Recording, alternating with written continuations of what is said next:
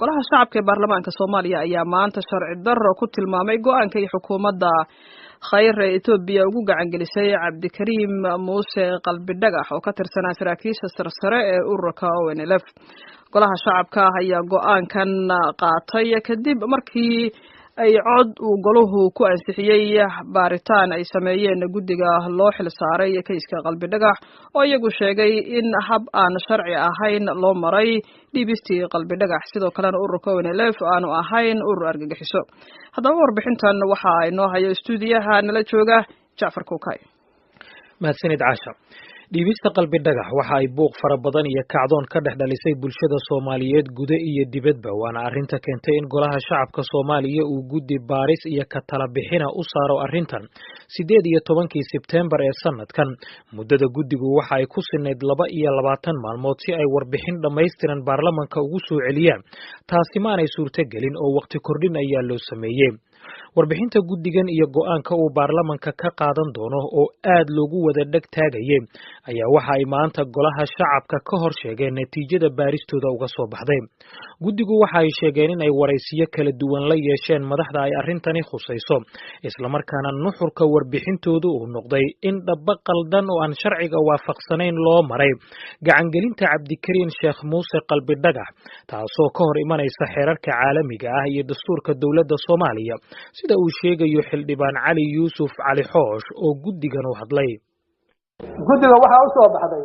in gudbinta Cabdikariim Sheekh Muuse Qalbidhagax aan loo marin hab sharci ah lagana talagelin hay'adaha garsoorka, iyadoo isla markaa ay maaraysay hay'adda sirdoonka iyo nabad sugidda qaranka kaliya, laguna saleeyay go'aan aan ku dhisnayn xog aan sugnayn oo la siiyay madaxda qaranka. golaha wasiirada xukuumadda federaalka Soomaaliya oo muddo toddobaad ka badan kadib wareejinta Qalbidhagax ay dhacday fariistay 6 Sebtembar ayaa warkii ay kulankooda ka soo saareen waxa ay ku sheegeen in ururka ONLF uu argagixiso yahay,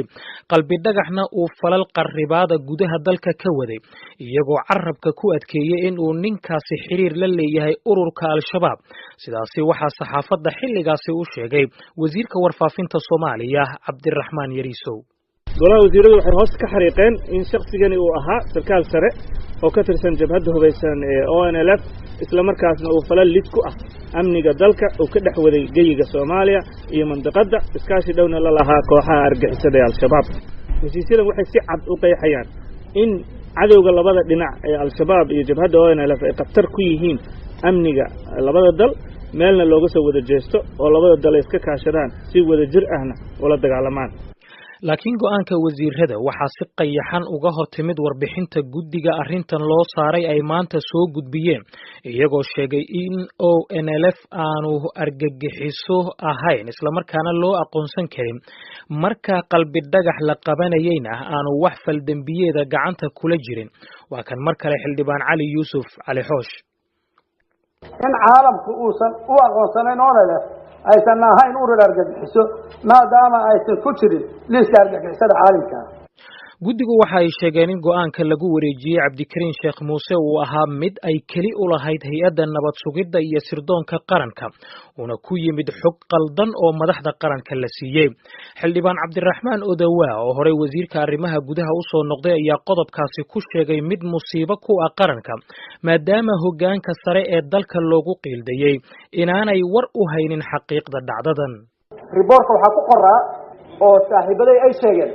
in hay'adda nabad sugidda ay ka mas'uul tahay dhiibista Qalbidhagax. madaxda sare ee dalka arrinta dhiibista Qalbidhagax hadday wax ka ogaayeen waa musiibo, haddaysan wax ka ogeyn waa ka xun tahay, mas'uuliyadna laguma aamini karo. guddiga arrintan loo xirsaaray talooyinka ay warbixintooda ku soo gabagabeeyeen kuma soo hadal qaadin wax ka daba taga oo laga yeelayo go'aankii lagu gacangeliyey Qalbidhagax, maadaama la xusay in habka loo maray dhiibistiisa aanu sax ahayn. warbixinta laguma sheegin in dowladda Soomaaliya ay Itoobiya ka codsanayso in ay Cabdikariim Sheekh Muuse gacanteeda mar kale ku soo celiso iyo in kale si qaladka dhacay loo saxo. sidoo kalena soo jeedinta guddiga kuma jirin go'aanka laga qaadanayo cidda mas'uuliyadda kama dambaysta ay yeelanaysa, waxaanay dadka qaar u arkeen kuwa iska guudmara. xukuumadda federaalka waxaa la farayaa inay taxaddar dheeraada ka muujiso markasta oo ay maaraynayso hawlaha arrimaha xasaasiga ah, hawl fulinteeduna hubiso inay hor iyo horaan hesho xog sugan kadibna fuliso si waafaqsan fariimaha dastuurka iyo shuruucda dalka. xildhibaan cabdiraxmaan odawaa oo muujinaya sida aanu ugu qanacsanayn talooyinka uu guddigu warbixintiisa ku soo xiray ayaa codsaday in talooyinka warbixinta ku jira dib loogu laabto. haddaan lagu darin ugu yaraan adcaful iimaan recommendationka war qalbi dhagaxa la soo celiyo kow war ONLF argagixisa ma ahayn argagixisa ma ahane ha lagu qoro recommendationka dawladdu iyo golaha wasiiraduna ha ka laabtaan labo iyo wax lamid ah haddaan lagu darin mudane gudoomiye ayadaas waa jaban tahay faweylu lil musalliin ku siman tahay aniga ra'yigayga dadka qaba tabcan riboorku inuu fiican yahay laakiin hal la saxo maadaama warbixinta ay ku jirtay in go'aanka lagu dhiibay qalbi dhagax uu gooni u ahaa hay'adda nabad sugidda ayaa idaacadda VOA waxa ay la xiriirtay Cabdullaahi Sambalulshe oo xilligaa ahaa agaasimaha hay'addaasi si ay deynta loogu soo jeediyay uu uga jawaabo waxaanu VOA-da u sheegay in xilligan uu Muqdisho meel ka baxsan ku sugan yahay isagoo tilmaamay in marka uu xamar ku laabto uu arrintan ka jawaabi doono. dhinaca kalena ururka ONLF ayaa si weyn u soo dhaweeyay go'aanka ka soo baxay golaha shacabka ee baarlamaanka Soomaaliya ee sharci darrada ku tilmaamay dhibista qalbi dhagax. afayeenka ururka ONLF Cadaani Hirmooge ayaa sheegay inay aaminsan yihiin in madaxda dawladda Soomaaliya ay ka warqabeen dhibista qalbi dhagax. wariyayna Xuseen Barre Aadan ayaa qadka telefoonka ee Australia kula xiriiray Cadaani Hirmooge waxaana ugu horreyn weydiiyey aragtidiisa go'aanka baarlamaanka ka soo baxay maanta. waxaan u aragnaa go'aan qiimo badan oo u qalma shacbiga Soomaaliyeed ee gobta ah ubadkiisa iyo hilbihiisa iibsanin baarlamaan qiimo leh oo ah baarlamaankii faragelinta daraad diiday markay doorashadu socotay baarlamaankii inuu xor yahay cadeeyay ee madax banaanida Soomaaliya difaacay yaa maantana u arkay inuu madax banaanidu meeshan ku jaban tahay si ay u difaacaan marka hambal yaan u jeedinaynaa qadarin iyo mahadnaq baan u haynaa shacbiga Soomaaliyeed inuu sidaa ku sifaysan yahay aaminsanayn marka iimaankanaga Ilaahay baa yani waxaa noo markhaati furay baarlamaankii Soomaaliyeed go'aan sharaf leh oo shacbigii Soomaaliyeed u qalma oo mabaadi'dii leega u qalma oo mabaadi'dii Soomaali weyn u qalma oo gobonimadii iyo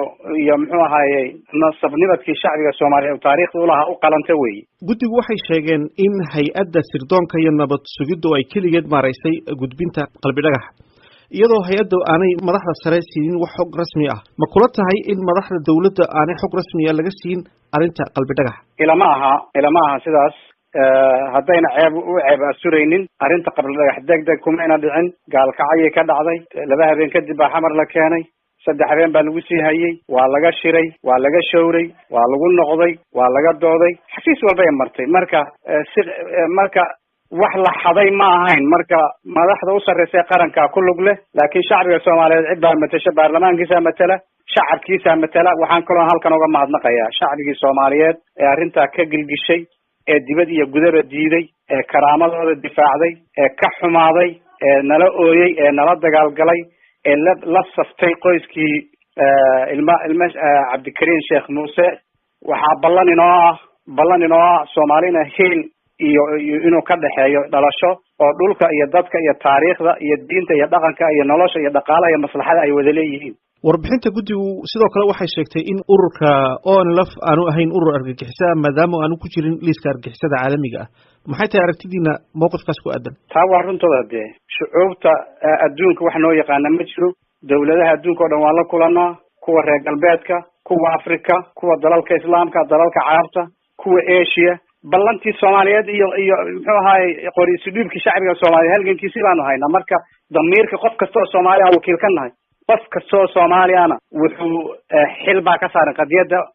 xubin iyo taageerun u yahay kamana xiga anugu marka cid ogolaan karaysa in la kufsado madax banaanida Soomaaliyeed shacbiga Soomaaliyeed ma ogolo dhaqaalahooda ha burburo dawladooda ha burburto laakiin karaamadooda insaaniga iyo madax banaanidooda iyo midnimadooda iyo dhalashadooda iyo waxsoohanshahooda kuma tuman kuraan dad muxuu ahaay cid kale u kiraysan. laakiin maadaama imika qalbi dhagax uu gacanta ugu jiro dawladda Itoobiya muxuu soo kordhin karaa go'aanka baarlamaanku maanta ay gaadheen? culays weyn ba dawladda Itoobiya saaraya waxa weeye